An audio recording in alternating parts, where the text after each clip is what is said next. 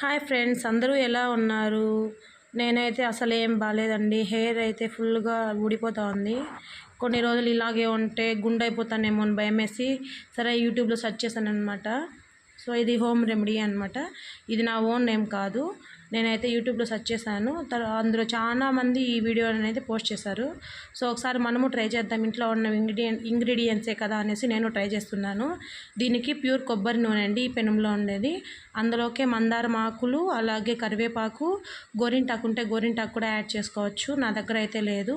ఈ మందారం ఆకులు, అలాగే కొద్దిగా అల్లోవెరా ఒక రెండు స్లైసెస్ని కట్ చేసి వేసుకున్నాను అనమాట నేను.